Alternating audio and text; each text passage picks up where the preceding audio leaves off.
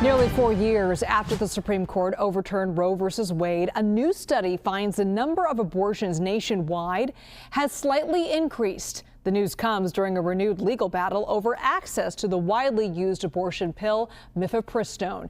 Now, the health policy organization KFF studied abortion trends before and after the Supreme Court ruling and found a slight rise before 2022, following a decade-long decline. Joining us now to explain this trend is Alina Salganicoff. She is the Senior Vice President and the Director of the Women's Health Policy Program at KFF. Alina, great to be with you. Now, this study cites telehealth and access to mifepristone for the increase in abortions. Can you explain the impact of those two factors in these recent numbers?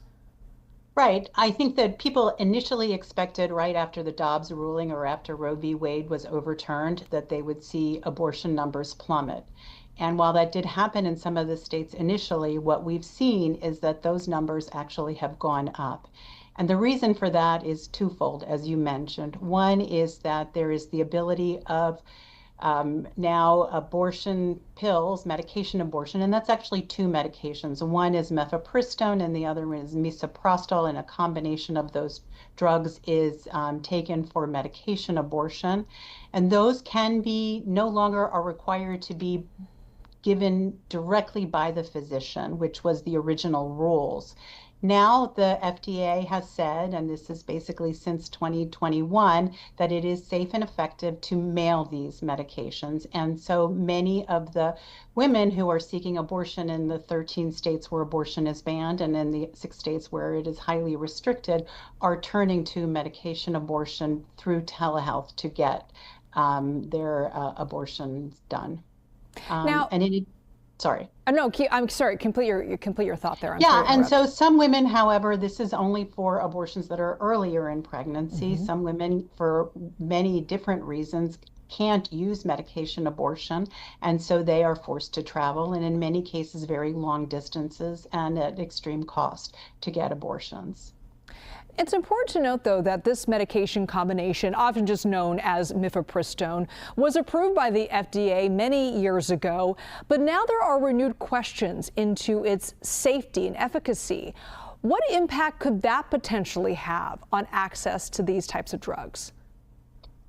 Well, there are questions that have been raised by abortion opponents. Actually, there is a very, very long-standing and well-established research body that shows that these medications are safe and effective. So new data has really not shown that there are any risks to people who take medication abortion pills. But there are abortion opponents who have raised questions. And the Trump administration is now, the FDA has been charged with and is looking at the research for the safety of medication abortion, even though no good research has really shown that that there's been any impact on safety. You know, as you mentioned, statewide bans on abortions have not necessarily led to less abortions nationwide. I'm curious, how much does interstate travel for abortions play into these numbers? Is that more accessible to women? Well, interstate travel is very difficult, particularly for women who live in states that are very far away from states that allow abortion. We're seeing a lot of women go to some of the border states in the South, particularly in Texas, Alabama, Mississippi. Women have to travel very long distances to get abortion access. So we're seeing that those numbers have definitely increased.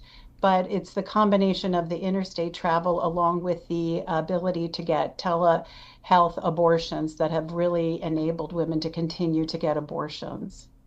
Abortion has been top of mind for many since Roe v. Wade was overturned some 4 years ago. And it seems like every month in different states, there's been different legal challenges depending on where the state is in how it views abortion. I'm curious what your thoughts are on the long-term impact of all these different legal challenges, both for and against abortion. Well, I think we're pretty sure we're going to see this go back to the Supreme Court, particularly around the telehealth abortion provisions that the FDA has issued and the challenges there. Many states have passed shield laws, and these are laws that protect providers in their state from being criminalized or challenged for providing abortion pills to those who live in other states, since it's legal to take that in, to provide abortion in many of these states. So that is something that's really been at the focus of a lot of the states that have passed laws and that are trying to criminalize abortion providers, even in states where abortion is not banned. Alina Salganicoff, thank you so much for joining us today. Thank you for inviting me.